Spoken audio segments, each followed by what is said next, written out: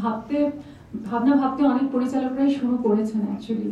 কারণ এটা ঠিক একটু পরিচালকদের ডোমেইন, এটা আমার ডোমেইন না আনসার দেওয়ার, বাট আমার মনে হয় যে বিভিন্ন পরিচালকরা বাচ্চাদের ছবি নিয়ে ভাবনা চিন্তা করছেন। মানে আই থিঙ্ক অনেক গল্প নিয়ে তারা নাড়াচাড়া করছেন যেগুলো বাচ্চাদের জন্য ভালো হবে। আচ্ছা, আর সন্দীপ রায় যে ধরনের ছবিগুলো বানান, মানে ফেলুদার সিরিজটা, সেটা অবশ্য বাচ্চাদের কাছে খুব ইন্টারেস্টিং হয়। তবে আমি বলবো একদম বাচ্চা যে প্রশ্ন করলো সে নিশ্চয়ই 6-7 বছর বয়স, তার বেশি নয়, তাদের জন্য আর একটু ইন্টারেস্টিং কাজ আমার মনে হয় পরিচালকদের করা উচিত।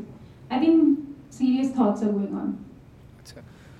তো সাথে আরেকটা প্রশ্ন করবো যে ডেটা বাজার এখন গ্লোবাল মার্কেটে পৌঁছে দিচ্ছে ফিল্মগুলো, তো এখন তো কলকাতার মার্কেট ওয়েস্ট বেঙ্গল ছেড়ে এটা একটা গ্লোবাল মার্কেট পাচ্ছে বেঙ্গলি ফিল্মস। তো বাংলা এই কী ধরনের মুভি আমরা তৈরি করব যেটা একটা গ্লোবাল মার্কেটকে, গ্লোবাল অডিয়েন্সকে রিচ করতে পারবে? তো আমরা এখানে অনেকে হয়তো কলকাতায় বড় হয়নি, আমাদের এখানে এনারাই যে নেক্সট জেনারেশন রয়েছে তারা কি এই সিনেমাগুলো নিজেদের বুঝতে পারবে, তাদের কি ভালো লাগবে? তো কিভাবে সে বিষয়ে চিন্তা করবো আমরা? ছবির বিষয়বস্তু অ্যাবসলিউটলি পরিচালকের ভাবনা এবং প্রডিউসার কি ধরনের ছবি বানাবেন তার অবভিয়াসলি তাদের মধ্যে একটা মেলবন্ধন থাকতে হবে। তবে হ্যাঁ, এখনকার এই জেনারেশনের ঠিক আমি বলতে পারবো না যে কি ধরনের ছবি মানুষের ভালো লাগবে। তবে একটা কথা ঠিক যে এমন ধরনের ছবি বানানো উচিত যেটা আমাদের কন্টেম্পোরারি সোসাইটিকে রিফ্লেক্ট করবে এবং মানে আমাদের নিউ জেনারেশন কে ভাবাবে এবং থট প্রসেসটাকে আর একটু স্টিমুলেট করবে। এই ধরনের ছবি নিশ্চয়ই বানানো উচিত। তবে খুব বলা মুশকিল কোন ছবিটা মানুষ ভালোভাবে নেবে আর কোনটা নেবে না, কোনটা দেখবে আর কোনটা দেখবে না, সেটা একটা ভীষণ গ্রে এরিয়া, সেটা কি বলা যায় না। তবে সবাই খুব ভালো কাজ করার এফর্টই দিচ্ছে এখন, মানে নানা রকম গল্প এবং নতুন ধরনের কনসেপ্ট, বিকজ এখন cinema is going through a tremendous revolution. তো obviously new ideas and new thoughts আসছে, তো সেগুলো অবভিয়াসলি আমরা দেখতে পাচ্ছি বিভিন্ন ছবির মাধ্যমে।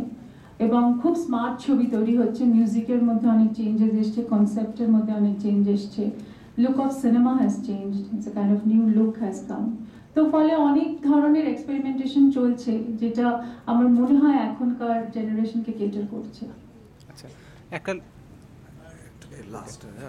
লাস্ট একটা, তো আপনি কলকাতায় থেকে আপনি সো মাচ সাকসেসফুল, তো এখন যেহেতু বাংলাটা একটা গ্লোবাল মার্কেটে চলে যাচ্ছে, তো ধরুন যারা আমেরিকায় রয়েছে, যারা কানাডায় রয়েছে, সে সমস্ত ছেলেমেয়েরা যদি বাংলা সিনেমায় আসতে চায়, তো what would be your comments to them?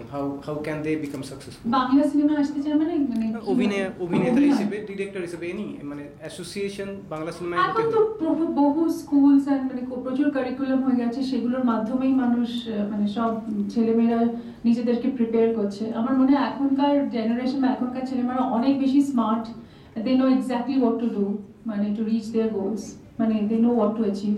তা এখন আমার মনে হয় না খুব একটা কিছু মানে কাউকে শেখাতে হয়। Everything is there, they have to follow the curriculum and they are there, মানে সেভাবে নিজেদের প্রিপেয়ার করে, নিজেদের রিসার্চ করে, এখন ইন্টারনেটের মধ্যে এভরিথিং ইউ গেট, মানে তো অবভিয়াসলি সব রিসার্চ করে they can be prepared. Okay, thank you very much. আচ্ছা।